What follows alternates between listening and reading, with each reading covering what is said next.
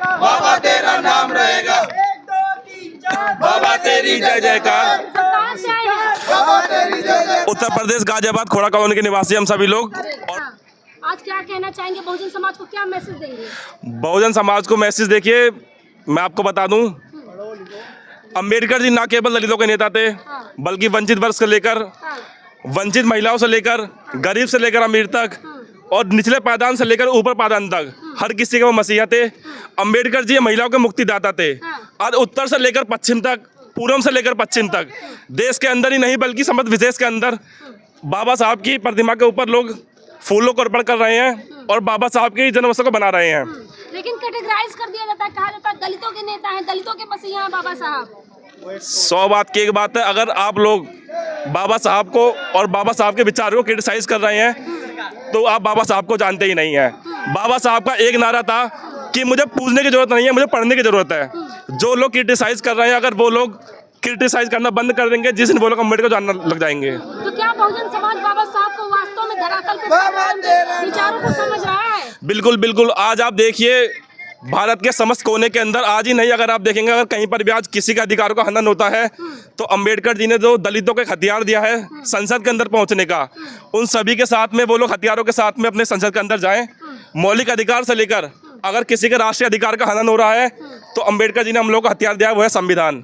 अगर आप लोग संविधान की रक्षा करना चाहते हैं तो सब लोग को एकत्र होना पड़ेगा यहाँ पर। बहुजन समाज तो आने वाले समय में देखते हैं कि तस्वीरें आती है, कावड़ उठा लेता है और जब जयंती आती है तो जय भीम का नारा, नीला झंडा भी ले लेता है। ये कैसे चलेगा? देखिए मैं आपको बता दूं, अंबेडकर जी की 22 प्रतिज्ञा थी, जी, जिसमें से एक प्रतिज्ञा ये थी कि ना हम ब्रह्मा विष्णु महेश को मानेंगे, हम पाखंडवाद का विरोध करेंगे। अगर कोई ब्रह्मा विष्णु महेश की पूजा कर रहा है तो इसका मतलब यह है कि वो अम्बेडकर जी नहीं है, वो अम्बेडकरवादी नहीं है, वो पाखंडवाद का विरोध कर रहे हैं बस। तो बहुजन समाज किधर जा रहा है? एक तरफ बीएसपी पार्टी है, एक तरफ चंद्रशेखर आजाद है, अब दो फाड़ हो चुका है बहुजन समाज में। देखिए जो आज हम सब लोग यहाँ पर एकत्र हुए हैं, हम किसी पॉलिटिक्स मुद्दे से एकत्र नहीं हुए हैं। हम यहाँ पर अंबेडकर जी की विचारधाराओं को जन जन तक पहुँचाने के लिए यहाँ पर एकत्र हुए हैं। तो कृपया करके यहाँ पर पॉलिटिक्स कोई क्वेश्चन ना करें। आज सर सवाल इसलिए बनता है क्योंकि आज बहुत बड़ा दिन है और बड़े दिन में बाबा साहब ने राजनीति का जो चस्का दिया था वो बाबा साहब ने ही बहुजन समाज को दिया था, इसीलिए ये सवाल है आज। जी देखिए, बाबा साहब ने कभी भी पॉलिटिक्स को लेकर कोई पॉलिटिक्स नहीं करी। बाबा साहब ने केवल विरोध किया है शोषित वर्ग के लोगों का, महिलाओं का और समस्त देश और विदेशों का। उनको न्याय दिलाने के लिए बाबा साहब ने एक बहुत कठोर और अहम कदम उठाया था जो आज लोगों के जन जन तक पहुंच चुका है।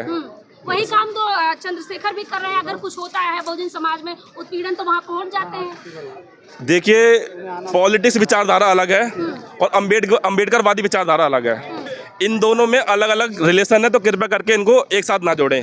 अम्बेडकर जी अलग है और देश के अंदर राष्ट्रीय पार्टियां अलग हैं। यस, ठीक है। तो दूसरी तरफ आप बहुजन समाज की बात कर रहे हैं, बाबा साहब की मूर्तियां तोड़ी जाती हैं, लगातार खबरें आती है कि देश भर से कहीं ना कहीं बाबा साहब की मूर्ति तोड़ी जाती है। और दूसरी तरफ गृह मंत्री जो है वो कहते हैं कि अम्बेडकर करने से क्या होगा, अगर इतना भगवान का नाम लेते तो स्वर्ग में पहुंच जाते। जी देखिए, आपने पूरी बात तो सुन ली कि गृह मंत्री अमित शाह जी कहते हैं अम्बेडकर। शायद आपने बात की वीडियो नहीं देखी है।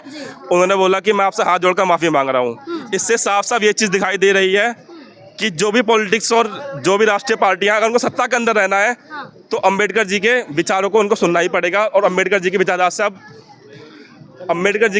से आप मतलब उनकी विचारधारा से चलना पड़ेगा। उनके विचारों को तो अलग नहीं कर सकते अपने साथ में। अगर देश का विकास करना है, अगर शिक्षा का विकास करना है तो आपको अंबेडकर जी की विचारधारा तक साथ में लेकर चलना पड़ेगा। दूसरी तरफ प्रधानमंत्री हरियाणा में पहुंचे हुए हैं, वहाँ 71 करोड़ की सौगात दे रहे हैं। देखिए, चाहे 71 करोड़ की सौगात हो, चाहे दिल्ली के अंदर 2500 हो या केरला के अंदर महालक्ष्मी योजना हो, इससे कुछ नहीं होगा। अगर देश को विकसित करना है तो सब लोगों को एकजुट होकर शिक्षा के क्षेत्र में काम करना पड़ेगा।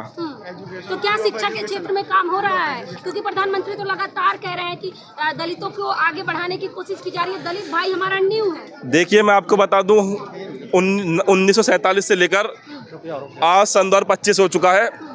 देश के अंदर शिक्षा कोने तक अंदर पहुंच चुकी है, बट हमारे दिमाग को जिंदा आज भी नहीं कर पाई है। अगर आज के समय में कोई भी अंबेडकर जी को लेकर या किसी भी नेता को लेकर अगर कुछ गलत बोल रहा है तो उसका मतलब यह है कि वो अंबेडकर जी को जानते ही नहीं है।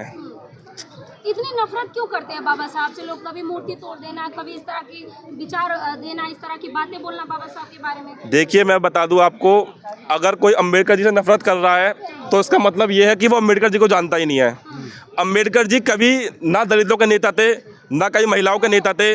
अगर आप अतीत के अंदर जाके देखेंगे तो आप पाएंगे कि वहाँ पर समस्त ऐसे लोग थे जिनके लिए अम्बेडकर जी ने काम किया था। चाहे शिक्षा का क्षेत्र हो, चाहे सामाजिक न्याय हो, समाजवादी, आर्थिक, राजनीतिक, सभी क्षेत्र में उन्होंने काम किया हुआ है।